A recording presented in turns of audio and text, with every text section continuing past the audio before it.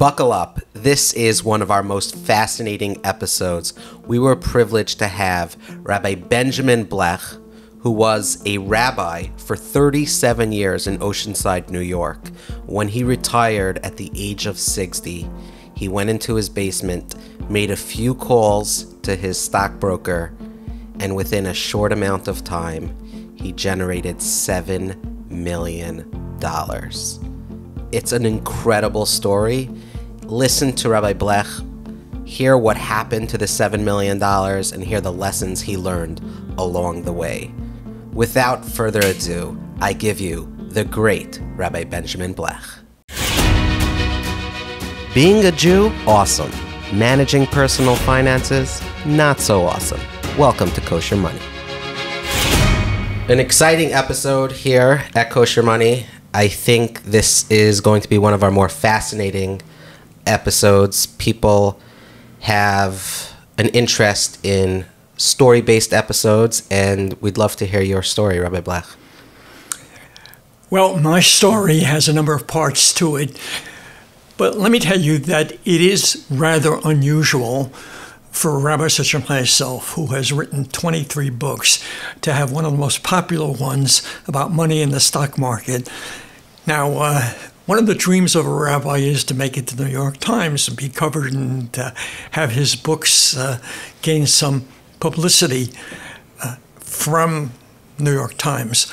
Lo and behold, of all the books that I've written that I felt were extremely important in religious terms, the one that made it to the front page of the business section of the New York Times, Sunday Times, was the book that I wrote on the stock market. And that was both fascinating and rewarding, and also very unnerving, because it came with a story, and a story that, in fact, gave me a great deal of pain, but subsequently allowed me to come to an understanding of money that I had never had before, from the perspective of Torah, psychology, reality, and helping me through life subsequently. So let me give you the background. Let's do it. I was a poor rabbi, perhaps that's being redundant. I was a rabbi of a shul for close to 4 decades. At the same time, I've also been a professor of Talmud at Yeshiva University. But after spending almost 40 years at the Young Israel of Oceanside as the rabbinic leader, and concurrently being at YU, I decided it was time to semi-retire. So semi-retire in my world meant that I only had one full-time job instead of 2. I don't know how to put this delicately, but as a rabbi, I made very little money. And so that as I was about to retire, I looked at my finances, and I'll be blunt and honest, as I am in the book. After serving for 4 decades in the rabbinate, I had accumulated about $50,000. And that was it.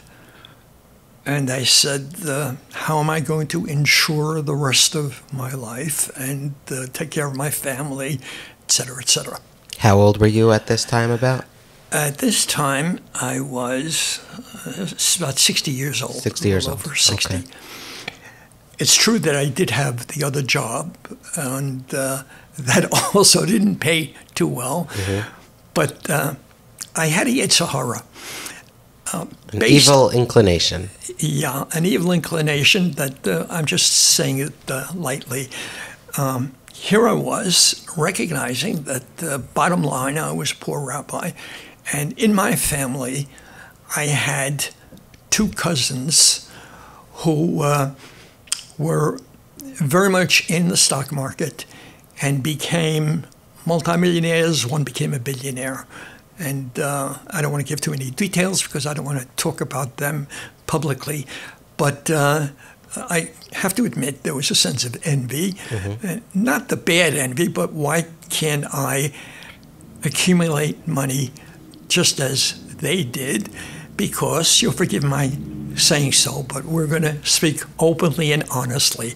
I had always in school been the smartest guy in the room. I was the guy who graduated summa cum laude. I was a student of the RUV.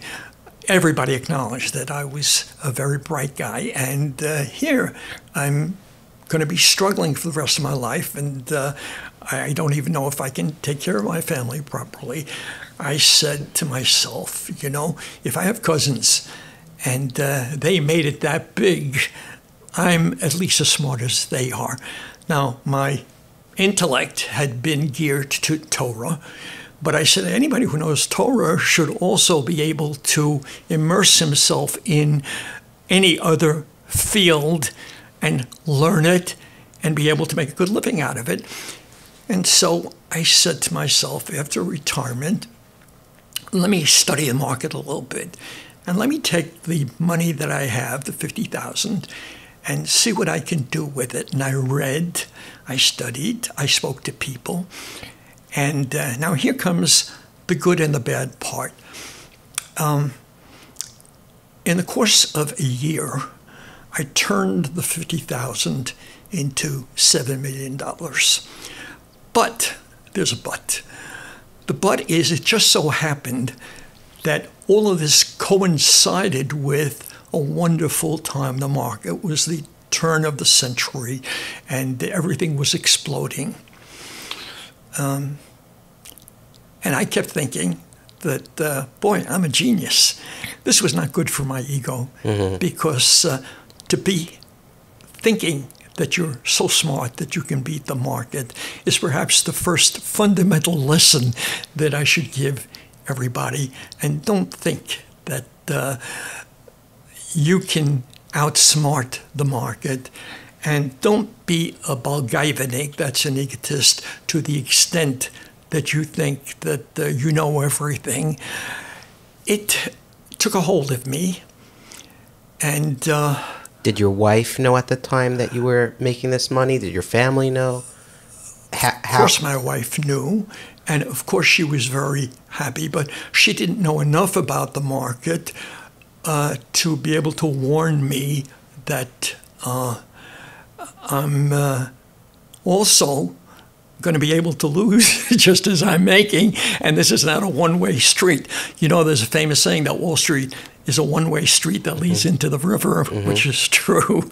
And the bottom line is, in retrospect, I can tell you that it was not good for me to become so immersed in the market to the extent that it made me feel that I was smarter than. Now, when I said before that I was very bright, means I took my intellect and I used it for Torah. And I was a good Rebbe, a very good Rebbe. And as a religious Jew, I gave tzedakah and all. But never think you're too smart, because that is your downfall.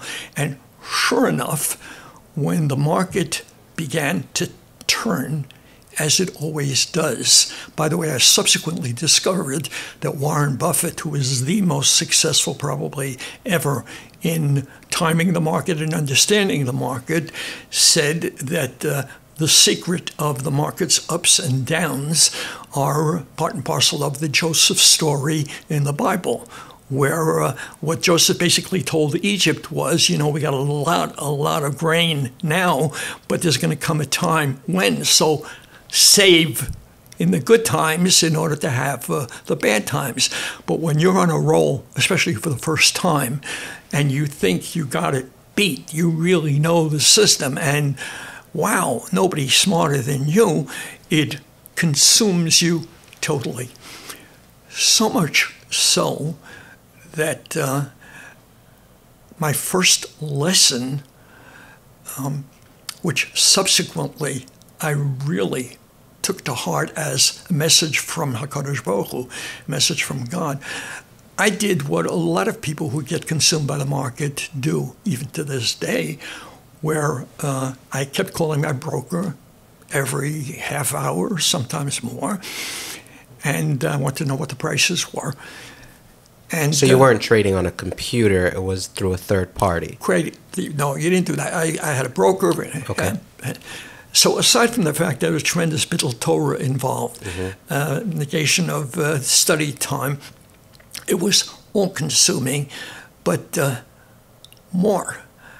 I'll tell you one time later, when the market began to turn, and I wasn't making the money that I was making, but all of a sudden discovered that you can lose as well. My wife asked me, why do you keep calling the broker for prices? And I had my aha moment when I said, well, I want to find out how much I'm worth. I kept saying that expression until way into the decline. I said, am I actually saying what I thought I said? I want to find out how much I'm worth. Is my worth determined by the ups and downs of the Dow? That's crazy. That is absurd. And how am I misleading myself into my personal worth by looking at my portfolio? I am a Rebbe, I am a father, I am a husband, I am a Jew, I am all the things that I'm supposed to be, and I'm defining myself by the market, but it took a little while for that to sink in. In the interim, the market began to decline, and it had a huge decline.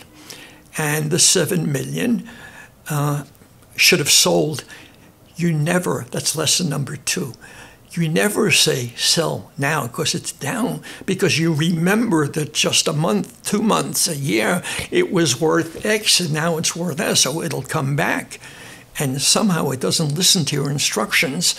And before I knew it, I didn't lose all of it, thank God. I lost most of it, almost all of it. And at that point, I must tell you, and people who've gone through this know, the pain of losing money is far greater than the joy of making it. And here I was. I had been counseling people in my congregation for years. I had been talking about the golden calf and the foolishness of pursuing wealth and all the good things that religion teaches us. And I was a victim. And I was personally shattered to the extent that I would say I went through a depression of close to a year. And my field, obviously, had been Torah and Yiddishkeit. Plus, I have a master's from Columbia in social psychology. So I said to myself, as I'm trying to heal myself, because I can't afford to go to a psychiatrist or somebody who charges hundreds of dollars an hour, I said, Torah has everything. And my secular learning, which can be associated with teachings of Torah, should be able to get me out of this and should have lessons for me. I should be able to teach myself some of the truths that will allow me not only to come back, but will allow me to be more than I was before.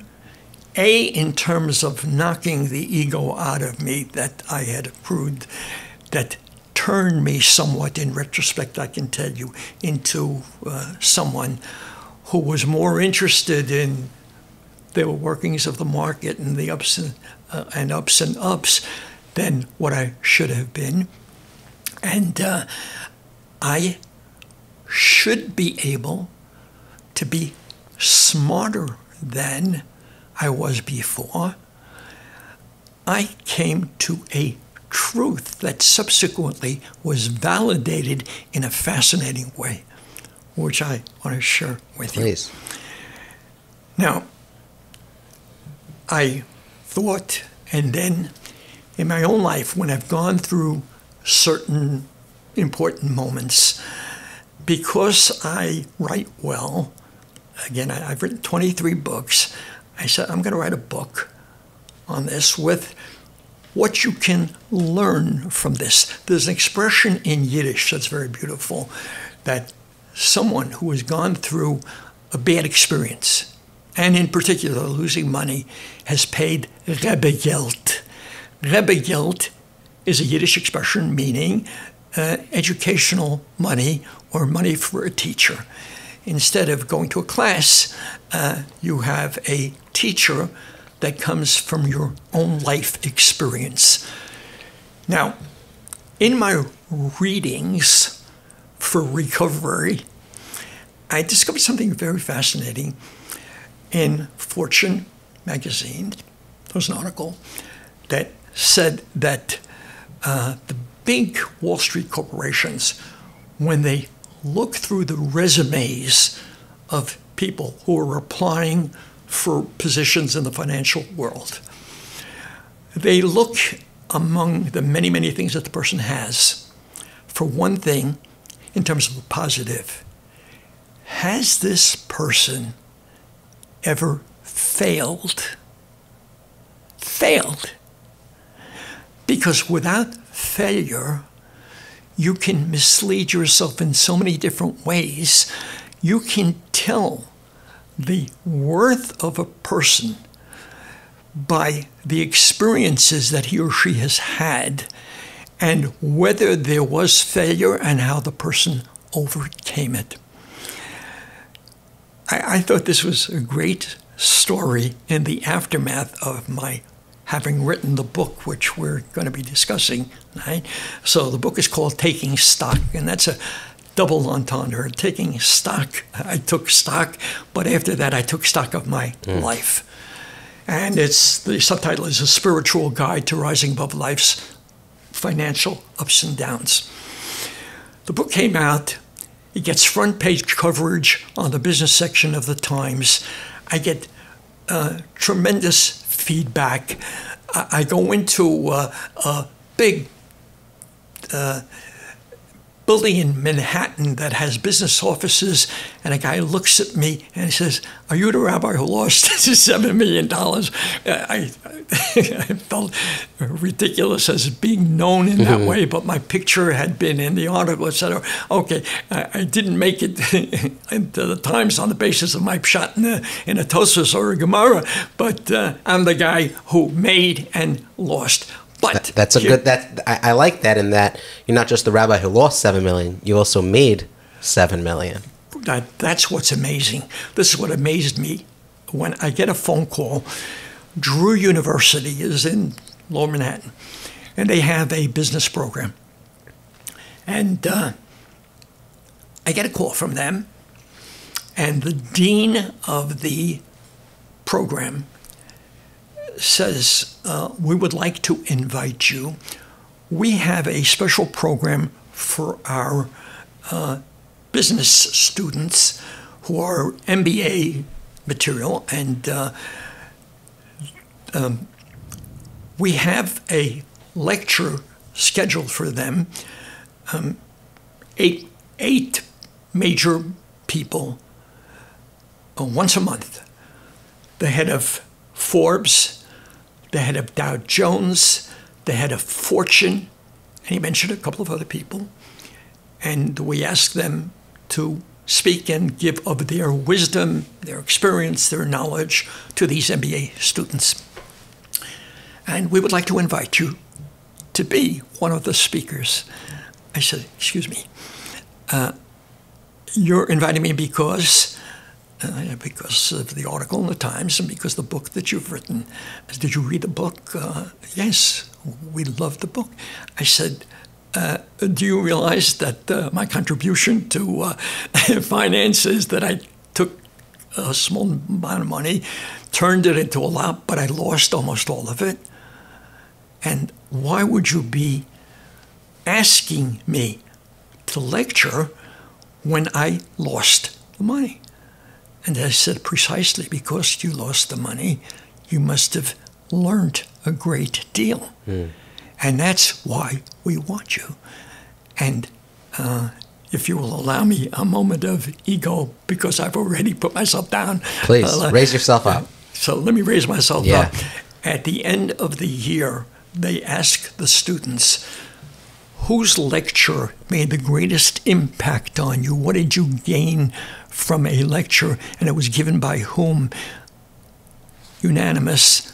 My lecture, the lecture of a rabbi in MBA class at Drew University, was the lecture that I gave to them, because I opened their minds not just to how to make money, but what making money means, what it implies, what you should be aware of, what you should know, and what are the factors that determine when you fail that can be used to become a winner.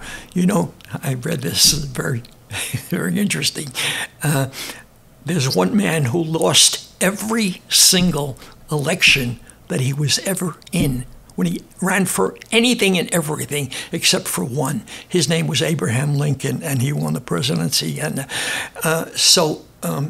Senator Hayakawa once said, the greatest mistake that people make is to confuse the word fail and failure. You're not a failure if you fail. If you learn from why you failed, you are more than and better than someone who has never failed, because you did it once, you succeeded once, and then you failed, so you learned to humble yourself in the areas where you can make mistakes, and you must have learned from your experience. And I did.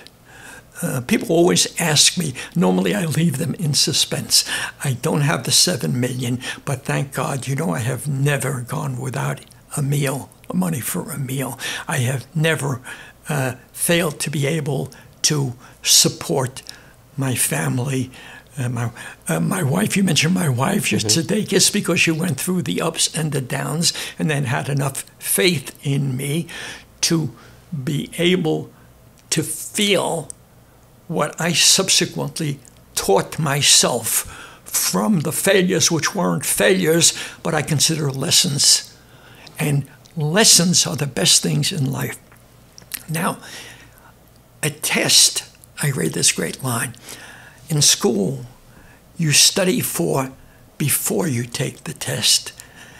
A lesson of life, you take the test first, and then, having learned from it, you become something else. I must, having brought up Drew University, share with you one of the things that made a huge impact on the students. Before I gave the full talk, and as I said to you, the things that you can learn and you must learn to ensure that you don't make the same stupid mistake over and over again. But I asked them a more fundamental question. And it's a question that anybody who dedicates himself to making money should ask himself or herself. And by that, I don't mean just if you want to make millions and millions, but you're making money. Ask yourself the following question, which I asked the MBA students. Now, this story has stayed with me throughout all the years because it is incredibly significant. I started off by saying to them, now, all of you are in this MBA program, and that means that in terms of all the scholarly fields and all the professions that are open to you, you have said to yourself, you want to make a lot of money. Let me ask you, suppose with the power of imagination, I would say to you, I'm going to give you a check right now for $100 million. You're thinking in your lives that you want to work and accumulate and eventually get $100 million, what would you do with it? What would you do with $100 million? I mean, you're working towards a goal, and what is the real end purpose of this? A girl raises her hand, and this is perfect for my purpose, and she says, I would invest it. And I said, that's fascinating. I've just given you a gift of fulfillment of $100 million, but maybe I made a mistake. Maybe $100 million, this was a number of years ago, but maybe $100 million isn't real money anymore for you people. Maybe that's just a first step, but it misses the point of my question.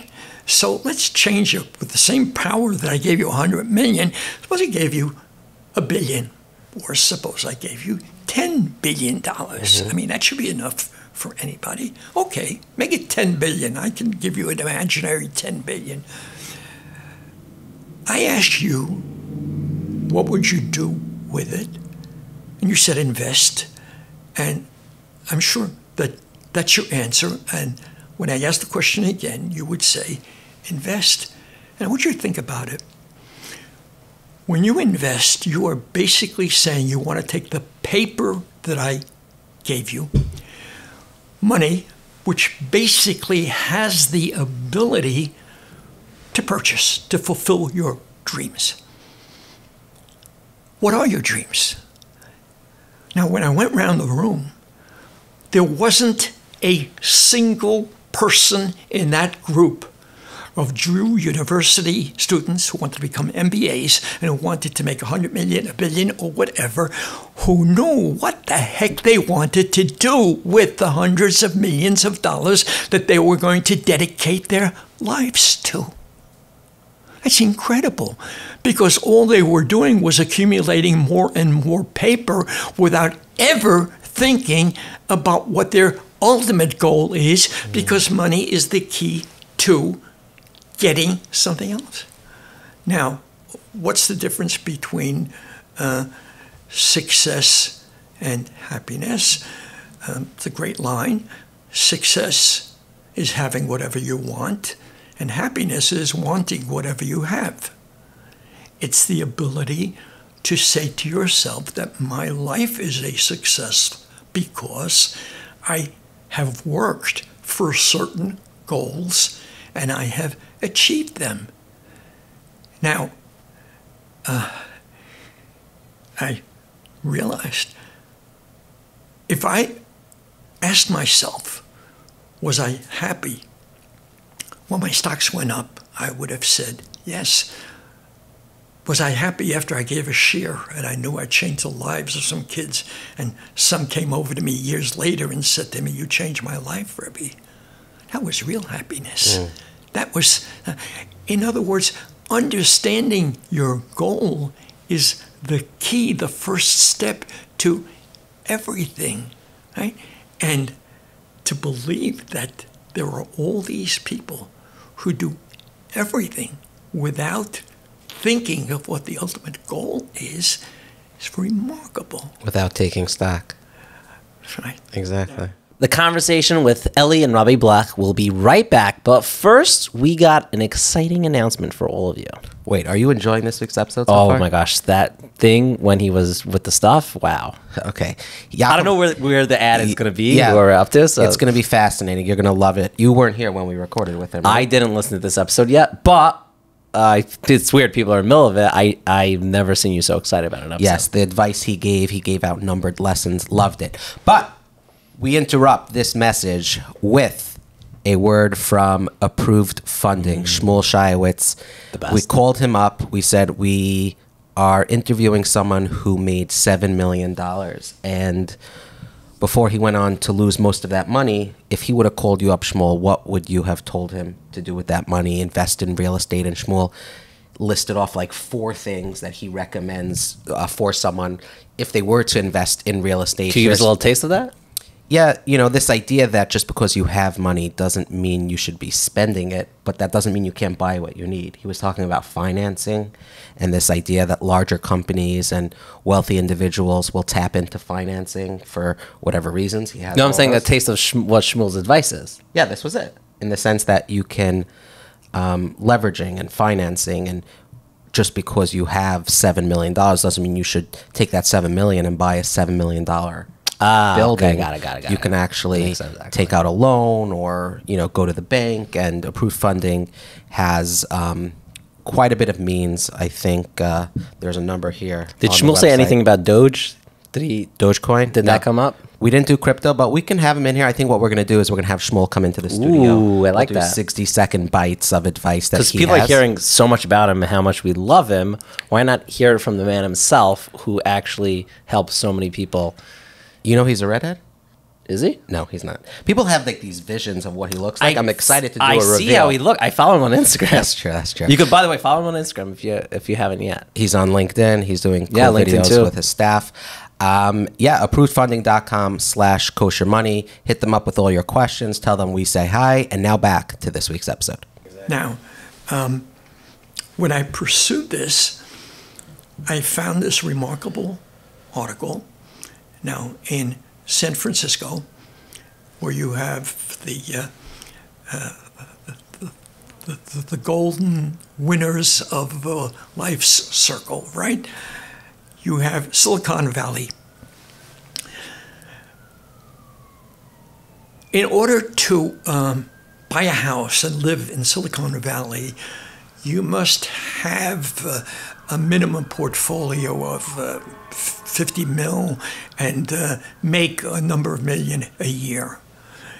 And there is a psychiatrist there who says that there is one thing missing in Silicon Valley: sufficient psychiatrists to deal with the people that I deal with. And he says, I can't keep up with my practice.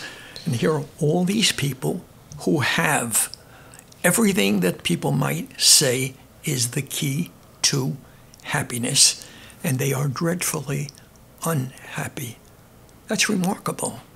So, who was it? Seneca that said, what is the key to happiness? Well, there's poverty and there's great wealth, and both of them have been proven not to bring about happiness. What I want to make clear as I'm saying all this, and I don't want anybody to mistake what my meaning is, nor do I want anybody to think that this book is going to tell me, money's not a big deal. I don't say that. I don't know who your listening audience is. I want to make clear that Judaism differs from Christianity in a number of fundamental ways, and one of them is with regard to our attitude to money. Now, in the New Testament, it is harder for a rich person to get to heaven than for a poor person to go through the eye of a needle. I mean, ridiculous for us. Ideas about poverty being an ultimate ideal and people taking a vow of poverty and so on. In the Torah, we speak of Abraham, who became a rich man. We speak of wealth as a reward from God. All of that acknowledges that money is important. And whatever I say about money that seems to diminish its value is taking it incorrectly. You know that it's fascinating.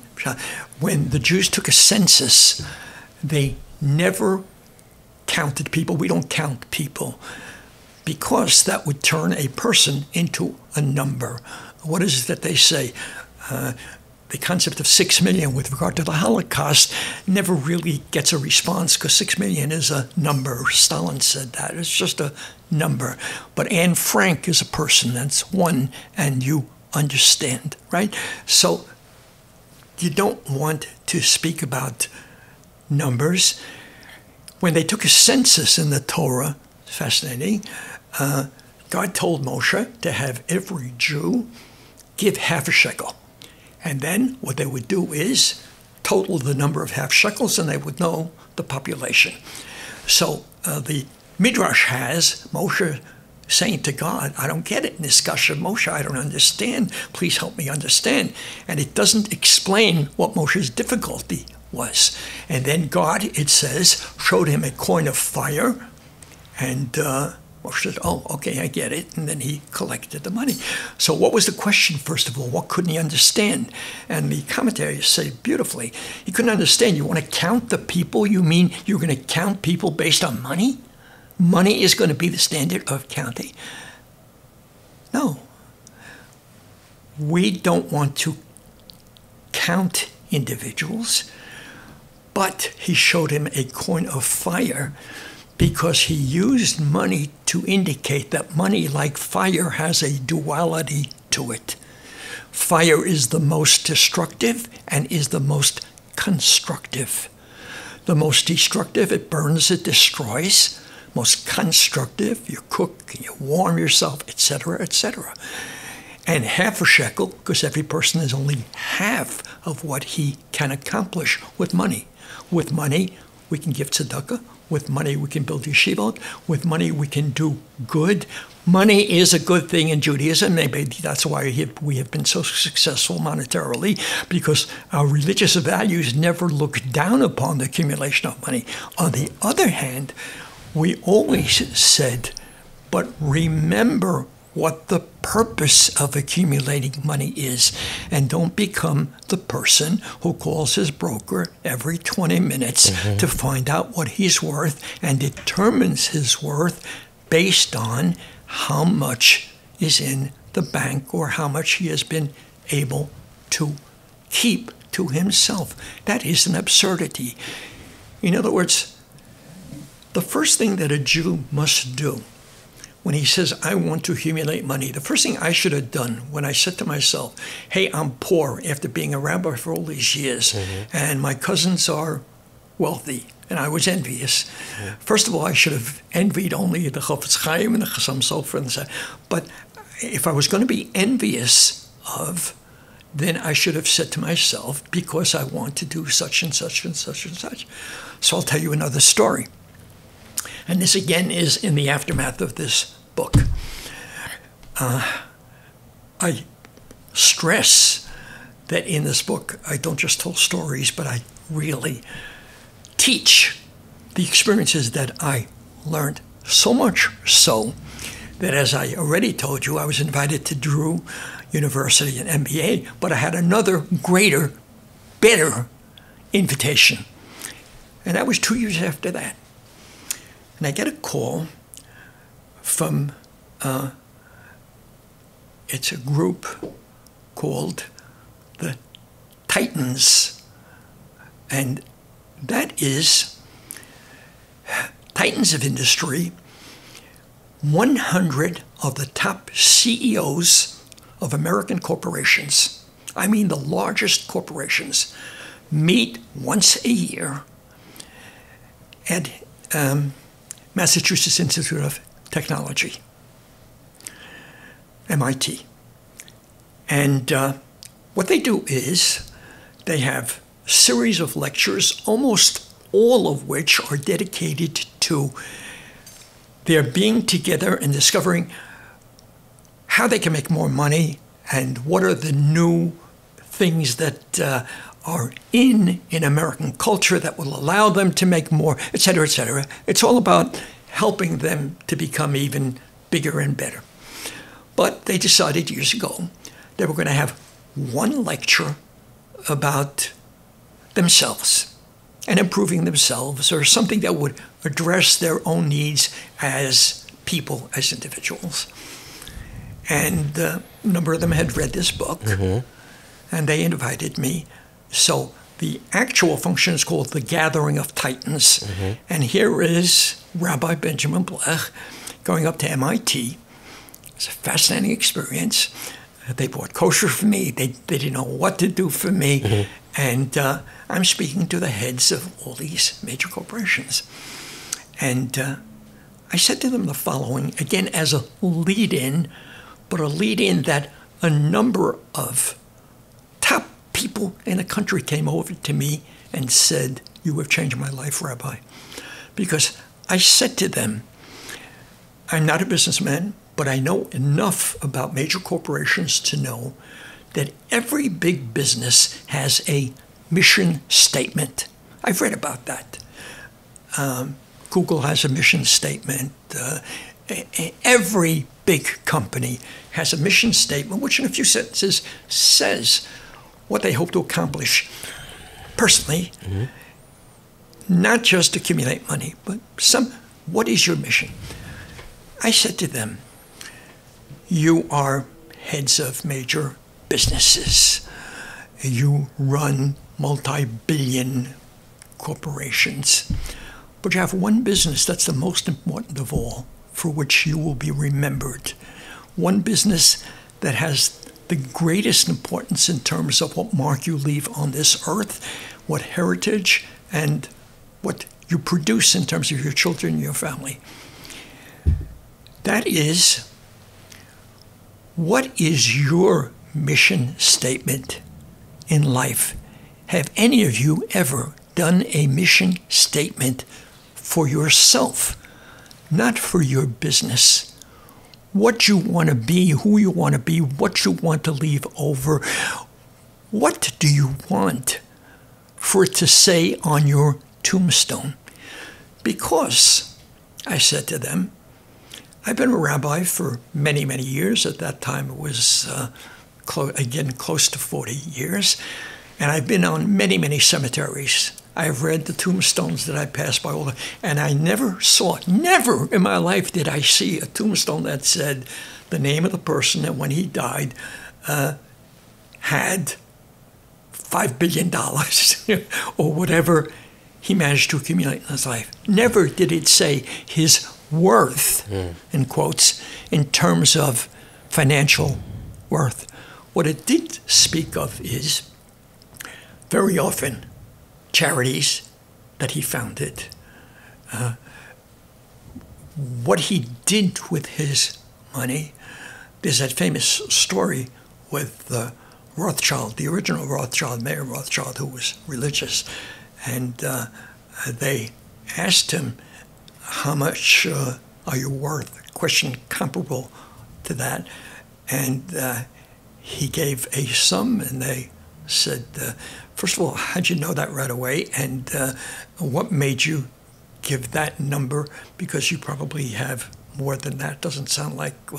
And he said, that's not what's in my bank. That's what I gave away in charity. And that's really what I have. That's my legacy. That's what I have achieved. Now, if you could say that and say to yourself, I want money because, and the because is a valid reason that can make you be remembered Latov for good, then you were not just accumulating paper, you were putting together a portfolio which, if you believe in God and if you believe in purpose of life, you could say, and here's the book, and this is what I did. I'll tell you a great midrashic story. There's a man who dies, and he's going to be judged by the heavenly court. And he's in line, and he sees the line moving slowly, and he hears the questions that are asked. And he starts to get a little nervous because they ask, did you pray? Did you observe Yom Kippur, Shabbat, etc., etc.? But then, as things pick up, he hears that they ask, and did you give charity? And how much did you give? And did you ever build an institution that has your name? Did you this? Did you that? And he says, now I'm not worried at all. When it's his turn, he says, I know what you're going to ask me. I've heard. And if you're going to ask me about religious practice and my relationship with God, I was not very adept at that. But I hear that giving charity is extremely important, and I would right now like to write out a check here and now to whatever charity God wants me to give in the sum of $10 million. And they said to him, sorry, here we don't accept checks, only receipts. Only receipts. What we need to know is what you did. What you did during your lifetime. And when the Vilna Gaon cried, when he was on his deathbed, and they said to him, how could you cry when you know you're going to heaven after the life that you lived? He said, how can I not cry when here on earth I could, with the smallest effort, have given a little charity, done this, done that, and achieved something, and now death represents the end of my ability to accomplish. If we could grasp that, then we would understand why we want money, why we need money, and accomplish something with it. Of course, money is significant. Yes. Don't skip ahead. We have a quick word from a sponsor, Kollel Chabad. You've heard about them on previous episodes. They're helping children who are in hospitals, people who don't have money for camp in the summer, people who don't have money for Passover. So many people across Israel qualify for their help, and they need us. They need you. Someone actually listened to an ad recently, stopped what he was doing, and donated $7,000 because of an ad. So we also have people that are stopping what they're doing, clicking on the link and donating $1, donating $5, $18 for Chai, whatever you can do. We have people donating recurringly. I don't know if that's a word, but they're making recurring donations, $18 a month, $36 a month. Orphans, seniors. Kol Chabad is amazing. If you are in Israel, look them up. Go visit there and tour what they're doing. They're creating food packages for so many people, so many families in need in Israel. And we cannot thank you enough for their support, for your support, supporting them, for their support, supporting those so much in need. Support, support, support. That is the mission. That is their mission. That is our mission. Please help us support them. And now back to this week's episode. It's a fascinating story, I think, more than just making a lot of money and losing a lot of money, but how you've turned it into a positive experience that you're sharing with others. And when I shared with people the story, and we're going to link in the show notes to the book, which is available for digital download, I received dozens of questions. I had to pick from, all through, I had to pick questions related to Emunah and Bitachon, and I think I want to start there. When you talk about this depression, were you leaning on outsiders? I know you spoke about your background being a rabbi and the psychology and the Torah. Were you talking to people? Were you learning Sfarim about Emunah and Bitachon? And since then, have you been more conscious of increasing your Bitachon since that episode? Let me do the second question first. Okay. Definitely. This has been a long journey for me, and I call it a journey in Bitachon, in faith. There are so many things that I saw happening afterwards when I began to understand the purpose of money and related it to my purpose in life. Happiness came in a way that I had not had before, and trusting God is a remarkable thing. There are some stories that I have here where, in terms of subsequently making money, when I put my faith in God, when I gave charity, sometimes, and I'm sure there are a lot of listeners who can corroborate this, sometimes when you give and then you get back, and there is a clear linkage between the two. I'll tell you very quickly. Yeah. I took that tour to Eastern Europe, and I was in Warsaw. Mm-hmm. And I went to the large synagogue that was there now. The place was packed, and I did not identify myself as a crowd. And when they start to read the Torah, they're going to give an aliyah they call people up to the Torah. And somehow the president, who looked around the room, saw me, and he saw something in me, I don't know what, And he pointed at you. Okay, I get an aliyah. And I was shaking because I said, my father came from Poland, and maybe he was here once. And look, I have the honor, the schus after the Holocaust to come here. And so I get the aliyah. And at the end, I didn't realize what they were going to do. Misha Ber Yaakov, and they asked for a pledge, a donation. So I had mixed feeling. At that moment, if somebody would have asked me, I would have said, whatever money I have in the bank, take. Then, on the other hand, I knew that I was in a crowd that people were before me and people were after me, and I didn't want to stand out or show off or anything. I'm not the rich American. And I saw that there was low sums, but I said, Pamayim Chai, 2 times Chai, $36.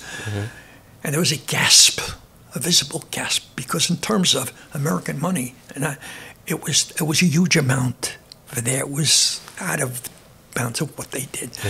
The president says to me, where are you staying? I tell him, in the Hilton right nearby. He says, is it okay if a committee comes after Shabbos to collect the money? I say, absolutely, please come. Right after Shabbos, a couple of minutes after Shabbos, he's looking for me. I'm in the lobby. He says, you made a donation, $36. That's fine. Let me go upstairs, go to the room, go to the safe, and I bring down $36. Fine. And after that, what do you do in Warsaw on a Saturday night? Nothing, except in the hotel where we were, there was a casino. And I say to my wife, all right, let's go to the casino. I don't know any of the game. I don't do 21. I don't know roulette. I don't know anything, but they have a slot machine, a number of slot machines. I go to a slot machine, put in a coin, this. The place goes crazy. Music plays, gongs go off, everything stops. I said, what happened? Coins start coming out of the machine. And I said to my wife, get a bucket, get another bucket, and we fill. And all of a sudden, I said to myself, I'm going to come home, I'm going to retire, and look, what is all this? I can't believe it. They tell me you hit the jackpot. Okay, I say, I'm not going to be a fool. I'm not going to stay in the game and lose it all. I'm going right now with all of this money and cash it in. And I go over, cash it in, and I say to a woman, she's counting, how much did I win here? And she tells me like 10 million something or other in zlotys, right? So I say, how much is that in American money? She goes, oh, $36, right? So I said to myself, thank you, Daddy. And it's a beautiful way to teach me a lesson that what you give, you get back. Yeah, that's good. Get back to your first question. Amuna, the more you deal with money, with a religious sensitivity, the more, I guarantee you, you will recognize that, as the Talmud tells us, it's all predestined. It's from God. And what you need, what God wants you to do, is to learn lessons. I want to teach you one other lesson I think is extremely important. Do you know why we go off the derech in this way?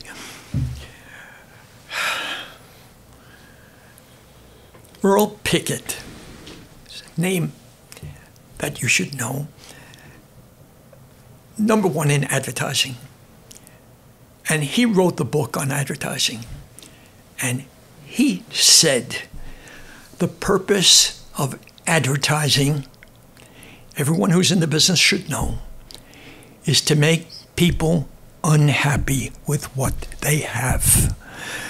And he had, I don't remember the number, how many advertisements we are exposed to daily, either watching on TV, radio, or newspapers, magazines.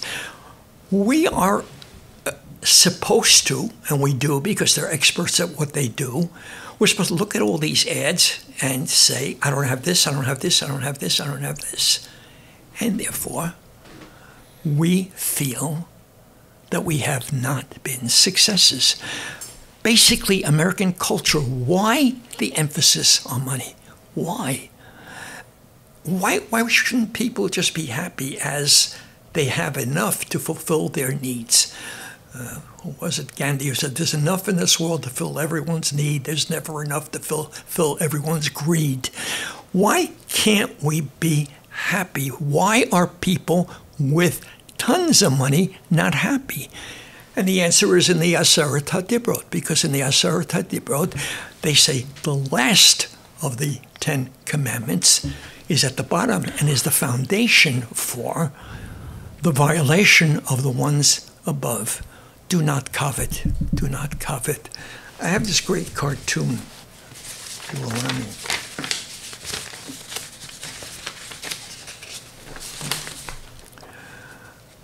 It's not enough that I fly first class. My friends must also fly coach, right? Or I climbed up the ladder of success to the top floor, and then I realized I was in the wrong building. I was in the wrong building. Climb the ladder of success. Climb to the penthouse. So you're in the penthouse. But that building is not the key to happiness. Now, they say it over and over again. I am not talking about minimal amounts that obviously every one of us needs. I'm not talking about survival. I'm not talking about survival with V'yachalta v'savoto and be full and all of that. But I'm saying when you reach the point where you have enough for yourself and for your family, I don't know how many generations down, and why can't you then say, but what am I really supposed to do with it? And you get messages. You asked a wonderful question and you made a great point. Yes, we will get reminders from God, and I got my reminder. And yes, I am a different person than I was.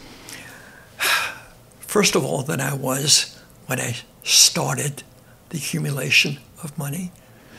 And when I wanted more and more, and I defined my personal worth by my portfolio, but more. Once I lost it, and I discovered the truths that I have here, then I began to understand much better. Do you know why most people are unhappy? There's a great story about a guy who goes to his class reunion, and he is extremely happy with his life. He's fulfilled. He has everything that he needs. He's happily married. He has children. He has respect of a community. And he goes to this thing, and then he sees that among the people who are there is this one guy who he thought was a schnook and is now a multimillionaire, and this other guy who outranks him in terms of driving a Rolls Royce and this and that. And he comes home in the evening, at night, and he starts to cry. He cries because he doesn't have what they have. But you idiot, what do you have? Look at what you have. Tell you a great story. Somebody asked a Rebbe the following question.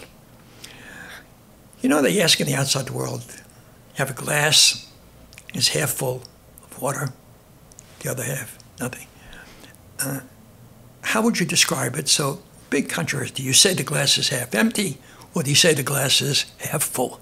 Rebbe, I'm asking you the question. I want to see how you would answer it. Is the glass half empty, or is the glass half full? Rebbe says it's an obvious answer. The glass is completely full. Now, what do you mean? The Rebbe says, sure, half full of water and half full of air. And now what's amazing is that people need water, and they can live without it for about 3 days, right? But people need air, and you can't live without it for more than a few minutes. And yet, just like looking at your life, look at what you have. You say, oh, my glass is half empty. That part is not as important as how full it is with the things that really matter. The air of life is your contributions to the world, your meaning to the world. Tell me, will they miss you when you're gone? Who will miss you? Why will they miss you? What have you achieved? What have you left? Give me your mission statement. And don't tell me that what you would do with more money is invested, because then you wouldn't do anything except leave a bigger Yerusha for your kids to be spoiled by. And they once asked Kirk Douglas, what are you lacking that you can't give to your children? He says, poverty. The poverty that formed me, that made me struggle and made me appreciate every dollar that I made and made me work hard. I regret dreadfully that I could not pass that on to my children. I was talking to a friend, and he was getting into the business. He was newly married, and he was talking to his father about getting a job at his construction company. And his father told him, "You're not worth much to me because I'm not going to pay you as if you're an executive. You don't have the training. So if you want to start from the bottom in my company, I'll pay you. You might not be able to pay your bills right away, but I'm not going to give you the royal treatment. I'm not going to lean on the nepotism here to guide you through this business. I'll train you, but I'm not going to financially support you from day one as if you were someone who came in with experience. It wouldn't be fair to you." And he appreciated that even in the moment, because he was able to take from it a lesson that you have to work for something. And a lot of people, and this question does come up, where people always say that they would want to win the lottery and have a sudden amount of wealth in their bank account. And I've mentioned on this podcast in the past how I'm frightened from that idea, because you wouldn't know who your friends are, and it would be too big of a change at once. And, God knows why someone would need such crazy amounts of money. But my question here is, if you were to come into $7 million tomorrow, how would you spend it? How would you answer, or how would you use that money if you had another chance? Let me first of all tell you that I have a chapter in the book about what happened to people who won the lottery. And almost all of them, with the exception of a few who gave almost the entire money to their favorite charities, rued the day that they won and say it destroyed their lives. Names, stories, for real. Everyone winners. says they would be different. You ever hear that? Everyone says that. And nobody would be. It's too much of a challenge. Mm-hmm. Now, if you ask me what I would do, I would look in the Torah, as I did already, mm-hmm. and the Torah gives us steps. Now, the first thing fascinating is love your neighbor as yourself implies, but yourself, you come first. Chayecha kodmin, your life is first. So take care of, and there's a concentric circle. And the circle is V'chipir ba'ado ve'ad beiso ba'ad kol kadas b'nei Yisrael. The Kohen Gadol, the high priest, prayed for himself, for his family, for neighbors, and then for Kol Yisrael, and then for the world. There are circles upon circles. Now, some people think, boy, that's a little unusual. The rabbi's telling me what? I'm saying to you, first, you take care of yourself and your family. Yes, so you make sure.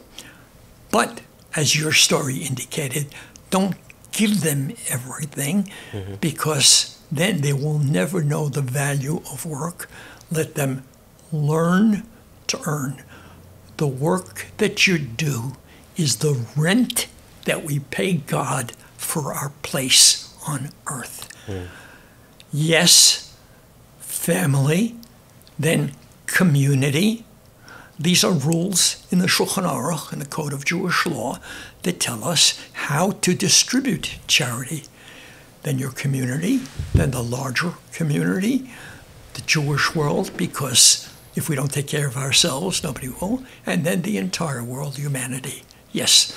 Now, if you ask me for specific numbers, I would say that is one of the things that require tremendous amount of thought and tremendous amount of control, with the recognition that you were given a gift.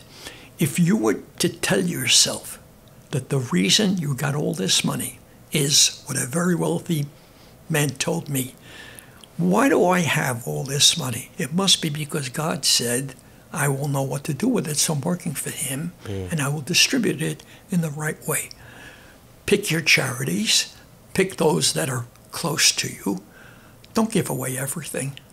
Don't give away everything, because, as the Talmud tells us, you'll make yourself a poor man again, and then you'll have to have somebody else pick you up.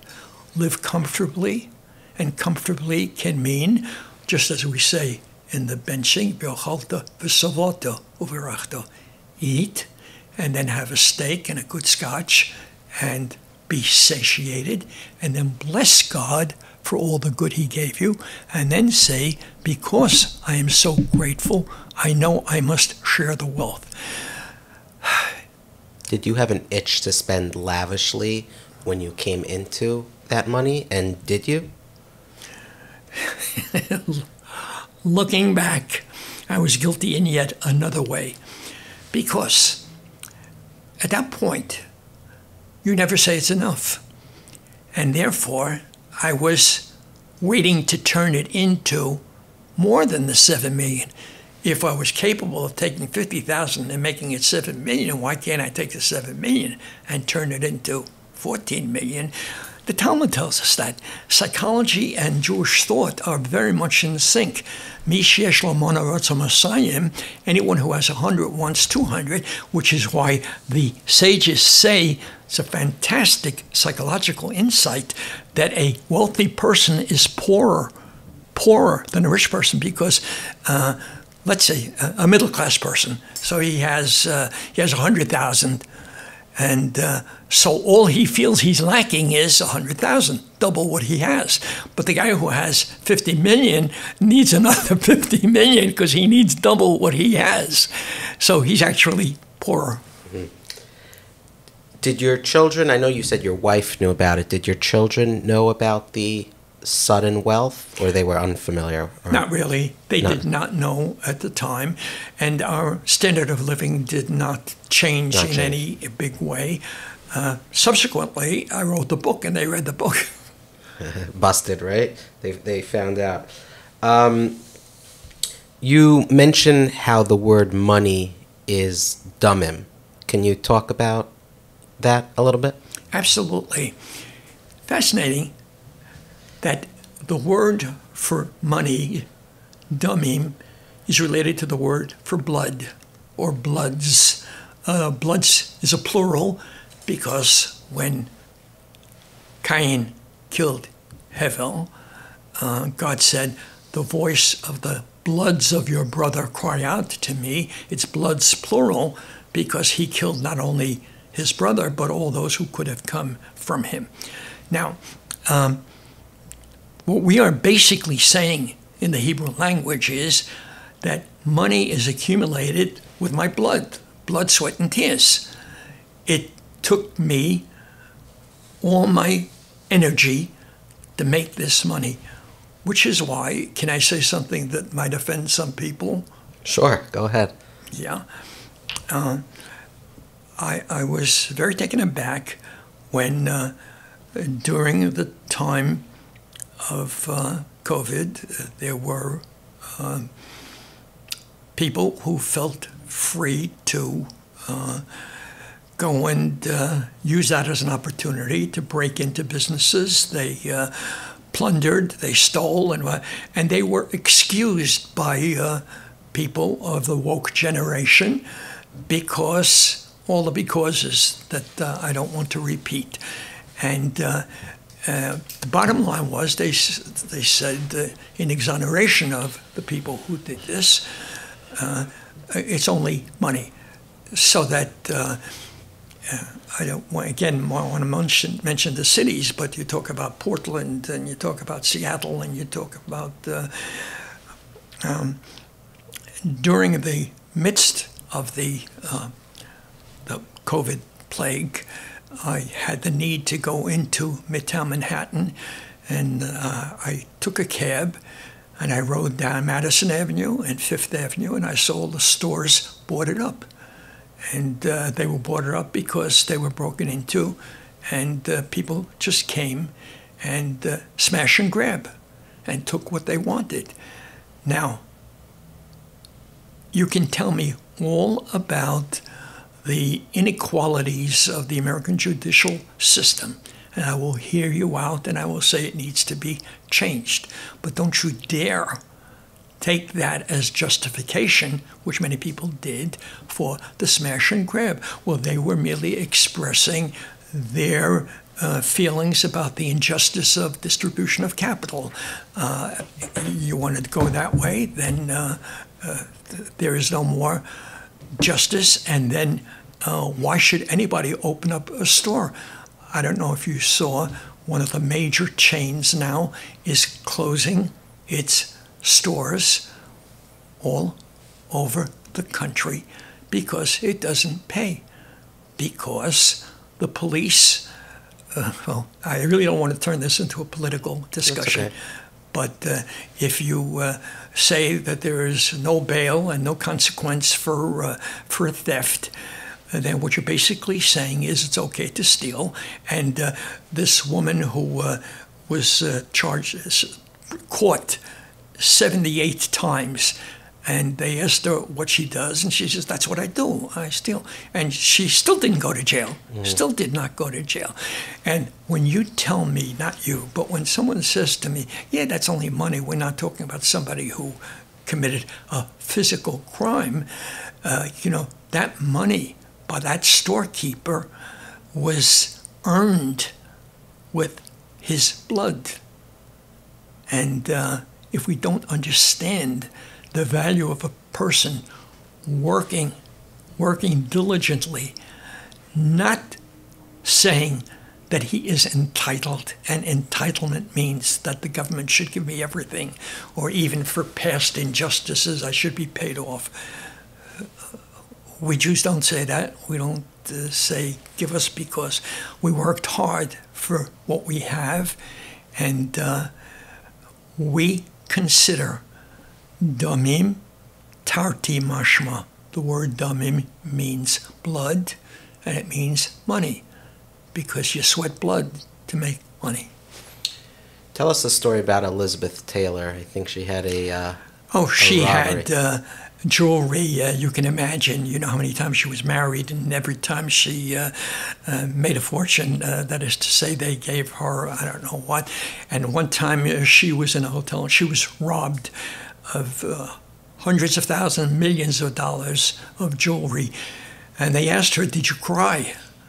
And she said, I only cry for things that cry for me, which is a beautiful, beautiful way of looking at it.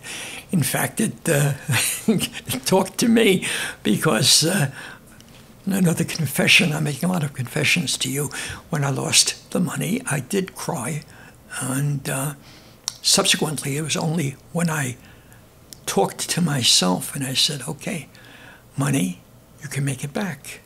I will make it back. And Baruch Hashem, as I said to you, I didn't make the 7 million back, but I'm comfortable. Mm-hmm. But more than comfortable, I'm happier, knowing that my life has more meaning than my bank book. You speak about this disease called affluenza in your book. Oh. What is affluenza, and should people get vaccinated for it? What's going on? That's very funny. This is something that you might think is made up, and psychiatrists accept it, that there are people who suddenly are overwhelmed with money, either because, as we spoke before, about people who win the lottery, or people who suddenly make a ton of money for other reasons, and they don't know how to cope. And you would say, God, just try me, just test me, I would know. And in fact, there are many, many psychiatrists who work with people who suffer from affluenza, which is a joke word, affluence, affluenza, suddenly being overwhelmed with a lot of money and not knowing what to do with it. And when you spend foolishly, without purpose, without knowledge, then you fall prey to psychological depression and to a whole host of results, of consequences that can destroy you and your family. I told you before about San Francisco and the psychiatrists. San Francisco is loaded with billionaires, and they're lining up to talk to psychiatrists because they are suffering from affluenza. I'm just flipping through this book, and even though the book is not in print, we do have it available for digital download that people can purchase it in the show notes. But you have this line in here about the difference between health and wealth, that one starts with an H and one starts with a W, and how H brings happiness and W brings worry. I whenever there's something good, I turn the corner of the page, and practically every other page is bent in. So highly recommend everyone purchasing this book. And I want to ask or end off with, what would be your parting advice to people? There are people that most people won't ever be tested with large amounts of money. They may either be comfortable or living paycheck to paycheck, or even many people are in debt. I guess this question is for the Rabbi Blech of today versus the Rabbi Blech of 20 plus years ago with sudden amounts of millions of dollars. What advice and what can you tell them to help them sleep better at night, be better, happier people? Don't feel guilty about wanting to make money. Hashem wants you to make money because Hashem wants you to be able to support yourself, your family, your community. So understand that making money, Abraham was blessed. The giants of Judaism were blessed, amongst other things, with wealth. And if you get a lot of it, feel that God has given you a mission. Write yourself a mission statement. Think about what you would do if you had more of it. You can even daven for money. Yes, you may do that. But say to Hashem, I'm going to be one of those, hopefully, right? I'm going to be one of those who, once, if you answer my prayers, who will give the tzedakah that I'm supposed to, use it in a manner that helps the world, so that your giving it to me is really a way of allowing me to help you. God, I want to work for you. There are many, many wealthy people who have sworn to me that they are certain that their wealth came to them only because of their faith and their vow, personal vow, of using the money properly. So don't be afraid to go for it. Gold has the word God in it, yeah, with an L for love, right? You should want to be counted by a matbea shel esh, a coin of fire. God counts us with money in order to tell us that money is our first test. Eric Fromm wrote the following. He said, "Show me the stubs of your checkbook, and I will tell you all about yourself. Show me the book that used to have, your Meiser book. Meiser meaning 10%, 10% that you gave to charity, and I will know all about you. Show it to God, because God is looking."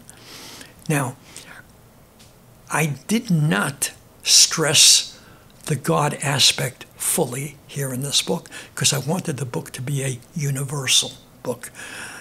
Sold out. You can't get the book. So because I'm on this program tonight, with the help of my grandson, Noam Lubovsky, we make it run off in such a manner whereby it's available again. And I would really hope for your sake. I'm not telling you this to make a fortune on it because I will just give it away. I have enough now. I have enough. One of the great stories, just allow me.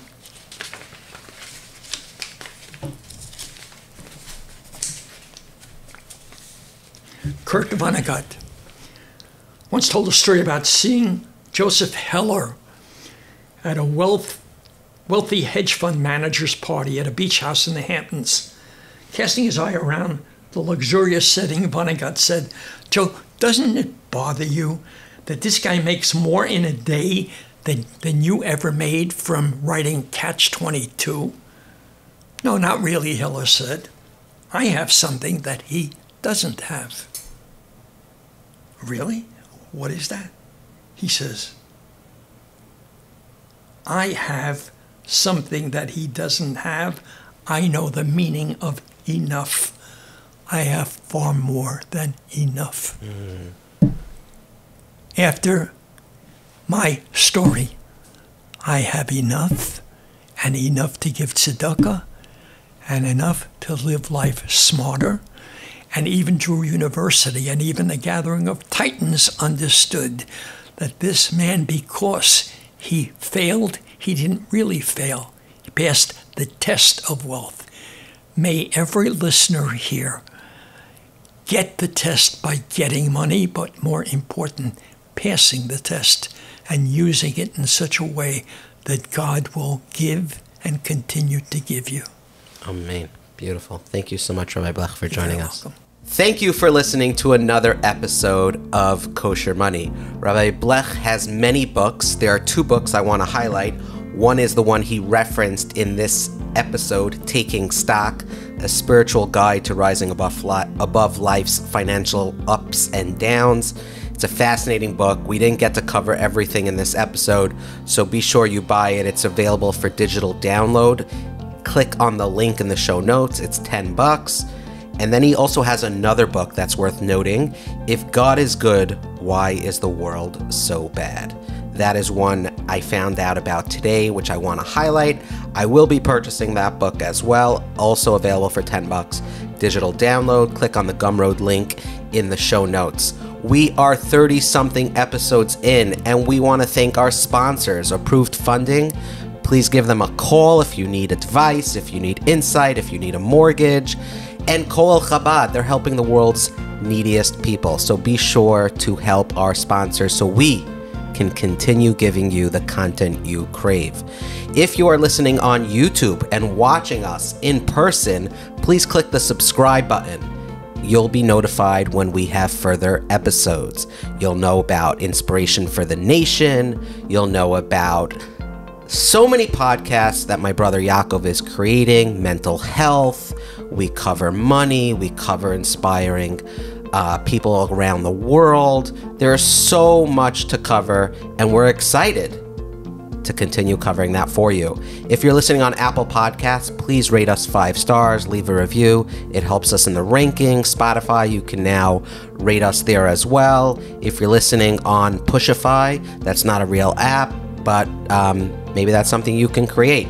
We also love suggestions, so take the time to go to livinglachayim.com, click on the suggestion tab, tell us about a guest for this podcast or any of the podcasts. If you'd like to sponsor an episode, or 10, or 20, or 30, please hit us up there as well. Thanks to our friends over at livingsmarterjewish.org.